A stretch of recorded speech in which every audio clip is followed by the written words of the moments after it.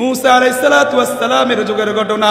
পয়গম্বর মুসা আলাইহিস সালাতু ওয়াস সালামের কাছে তিনার কওম এসে বলতেছে, ও পয়গম্বর মুসা, অনেক দিন যাবত বৃষ্টি হয় না, অনাবৃষ্টির কারণে আমরা কষ্ট পাইতেছি, পশু পাখিগুলো কষ্ট পাইতেছে, এরকম ভাবে চতুষ্পদ জন্তু কষ্ট পাইতেছে। আপনি আল্লাহ পাক রব্বুল আলামিনের কাছে দোয়া করেন, আল্লাহ পাক রব্বুল আলামিন যেন রহমতের বৃষ্টি নাযিল করেন। পয়গম্বর মুসা আলাইহিস সালাতু ওয়াস সালাম তিনার কওমকে একটা খোলা মাঠের মধ্যে একত্রিত কইরা আল্লাহ পাক রব্বুল আলামিনের কাছে দোয়া করতেছে, ওগো আল্লাহ, অনেক দিন যাবত বৃষ্টি না হওয়ার কারণে, অনেক দিন বৃষ্টি না হওয়ার কারণে মানুষগুলো কষ্ট পাইতেছে, চতুষ্পদ জন্তু কষ্ট পাইতেছে, শিশুরা কষ্ট পাইতেছে, ওগো আল্লাহ, আপনি রহমতের বৃষ্টি নাযিল করে দেন। আল্লাহু আকবার। পয়গম্বর মুসা আলাইহিস সালাতু ওয়াস সালাম যতই দোয়া করে কিন্তু বৃষ্টির কোনো খবর নাই, রোদের প্রখরতা আরো বাড়তেছে, তাপ আরো বাড়তেছে। পয়গম্বর মুসা আলাইহিস সালাতু ওয়াস সালাম একদিন নয়, 2 দিন নয়, 3 দিন এরকম ভাবে দোয়া করেছেন। দোয়া করার পরে তিনার দোয়া কিন্তু কবুল হচ্ছে না, আরো রোদের প্রখরতা আরো বাড়তেছে, মানুষের পিপাসা আরো বাড়তেছে। এক পর্যায়ে পয়গম্বর মুসা আলাইহিস সালাতু ওয়াস সালাম আল্লাহ পাক রব্বুল আলামিন ডাক দিয়া বলেন, ওগো আল্লাহ, বুঝলাম না 3 দিন পর্যন্ত শত শত মানুষ নিয়ে আমি দোয়া করলাম কিন্তু বৃষ্টির তো কোনো খবর নাই, রোদের প্রখরতা আরো বাড়তেছে, আরো কি করতেছে, বাড়তেছে।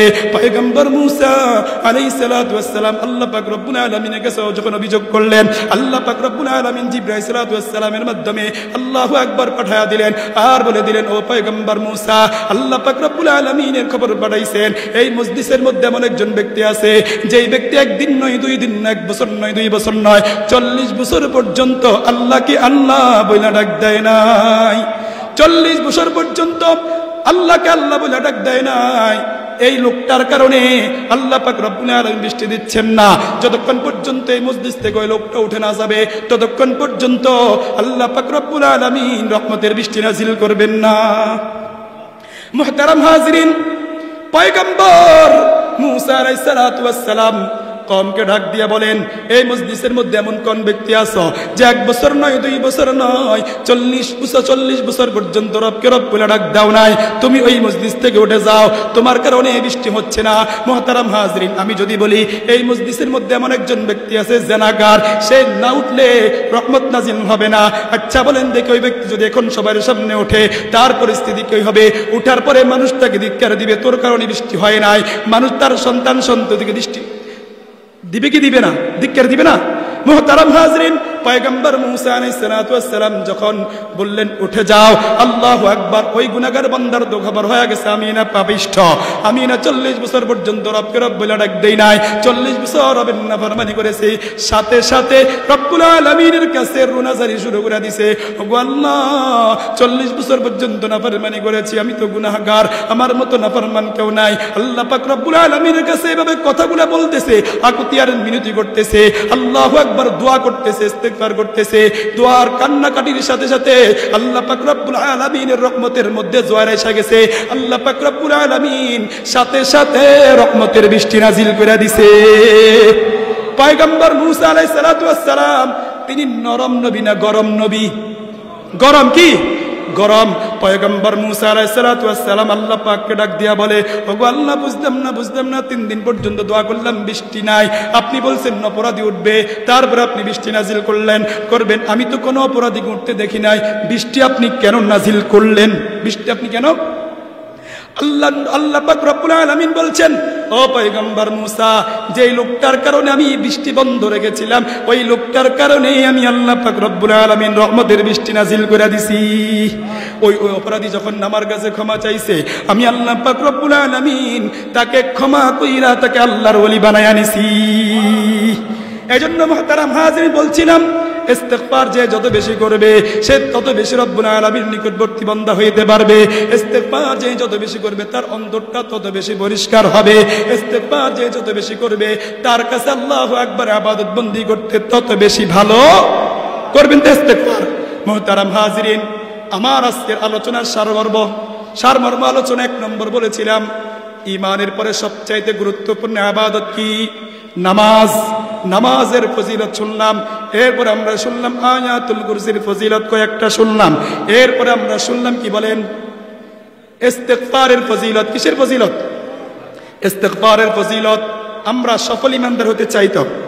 কারা কারা আছেন হাত তুলে দেখান। মুহতারাম হাজিরিন, হুজুর আসতে একটু সময় লাগবে, এই জন্য আমরা সময় নিচ্ছি। শুনবেন তো ইনশাআল্লাহ, আরো 15 মিনিট 20 মিনিট বসবেন তো ইনশাআল্লাহ। মুহতারাম হাজরিন, আল্লাহ পাক রব্বুল আলামিন বলছেন, قد أفلح المؤمنون الذين هم في صلاتهم خاشعون والذين هم عن اللغو معرضون। সফল ইমানদারের অনেকগুলো কোয়ালিটি আছে, সফল ইমানদারের 7টা কোয়ালিটি। 1 নম্বর কোয়ালিটি হলো বিনয়ের সাথে নামাজ পড়া। 2 নম্বর গুণ হলো ওয়াল্লাযীনা হুম আনিল লাগবি মুরিদুন, সকল প্রকারের অনৈতিক কাজ থেকে বিরত থাকা লাগবে। আল্লাহু আকবার। যেই কাজের দ্বারা আমার দুনিয়ার কোনো লাভ হবে না, যেই কাজের দ্বারা আমার আখিরাতে কোনো লাভ হবে না, অনর্থক কাজকর্ম থেকে নিজেকে বিরত রাখা লাগবে। সফল ইমানদারের কোয়ালিটি কয়টা? 7টা। আরো জোরে কোন কয়টা? সফল ইমানদারের কোয়ালিটি হলো 7টা। 1 নম্বর কোয়ালিটি হলো বিনয়ের সাথে নামাজ পড়া। 2 নম্বর কোয়ালিটি অনর্থক কাজকর্ম থেকে নিজেকে বিরত রাখা। যেই কথার দ্বারা, যেই কাজের দ্বারা আমার দুনিয়ার কোনো লাভ নাই, আখিরাতের কোনো লাভ নাই। এই জন্য আল্লাহর নবী বিশ্বনবী জনাবে রাসূলুল্লাহ সাল্লাল্লাহু আলাইহি ওয়াসাল্লাম বলেছেন, ইন্না মিন উসনি ইসলামিল মারই তারকুহু মা লা ইয়ানি। আল্লাহর নবী বিশ্বনবী জনাবে রাসূলুল্লাহ সাল্লাল্লাহু আলাইহি ওয়াসাল্লাম বলেছেন, ব্যক্তি ইসলামের সৌন্দর্য হচ্ছে অনর্থক কাজকর্ম থেকে নিজেকে বিরত রাখা। যেই কাজের দ্বারা দুনিয়ার কোনো লাভ নাই, আখিরাতের কোনো লাভ নাই। আমার প্রিয় যুবক ভাইরা, আমার তরুণ ভাইরা, তারা আজকে মোবাইলের অনেকগুলা গেমসের সাথে তারা জড়িত আছে। কেউ ফ্রি ফায়ার নিয়ে ব্যস্ত, কেউ পাবজি নিয়ে ব্যস্ত, কেউ ছক্কা নিয়ে ব্যস্ত, সে কেউ লুডো নিয়ে ব্যস্ত, কেউ ক্রিকেট খেলা নিয়ে ব্যস্ত, কেউ ফুটবল নিয়ে ব্যস্ত। আচ্ছা বলেন না, মোবাইলে আমি যে ক্রিকেট খেললাম, মোবাইলে আমি যে এরকম পাবজি খেলতেছি, আমি যে ফ্রি ফায়ার খেলতেছি, এটার দ্বারা আমার দুনিয়ার কি লাভ, আখিরাতের কি লাভ? রাত্রিবেলায় দেখবেন কিছু যুবক শুধু বলে মার মার মার মার, ধর ধর ধর ধর। আসেনি? রাস্তার পাশে আপনি যাচ্ছেন, বাবা সন্তান বলতেছে মার মার মার, ধর ধর ধর, ইয়ান্দি যা হিয়ান্দি যা ইয়ান্দি যা, একেও নাই। হাতের লোকে কি কেউ নাই, হাতে পাবজিতে আসক্ত হয়ে গেছে, ফ্রি ফায়ার নিয়ে আসক্ত হয়ে গেছে। 2 আঙ্গুল লড়ে আর জবান লড়ে, 2 আঙ্গুল লড়ে আর জবান লড়ে। যতবার সে মার মার কয়, এতবার যদি আল্লাহ পাক রব্বুল আলামিনকে ডাকতো, আল্লাহ পাক রব্বুল আলামিন তার উপর রাজি হয়ে যাইতো। মুহতারাম হাজিরিন, বলছিলাম আমার যুবক ভাইরা, আমার তরুণ ভাইরা, আজকে মোবাইলের গেমস দ্বারা আসক্ত হয়ে গেছে, পাবজি নিয়ে ব্যস্ত হয়ে গেছে, ছক্কা নিয়ে ব্যস্ত হয়ে গেছে, লুডো নিয়ে ব্যস্ত হয়ে গেছে, ফ্রি ফায়ার নিয়ে ব্যস্ত হয়ে গেছে, অবৈধ রিলেশন নিয়ে ব্যস্ত হয়ে গেছে। সারাটা দিন নামাজের কোনো খবর নাই। কিয়ামতের ময়দানে আল্লাহ পাক রব্বুল আলামিন তো জিজ্ঞেস করুন, ও যুবক, আমি আল্লাহ পাক রব্বুল আলামিন তোকে যৌবন দান করেছিলাম, কোন কাজে ব্যয় করলা? তোকে শক্তি দিলাম, কোন কাজে তুমি শক্তি ব্যয় করলা? কিয়ামতের ময়দানে আল্লাহ পাক রব্বুল আলামিন এগুলার জবাব চাইবেন কি চাইবেন না? আরো জোরে কান।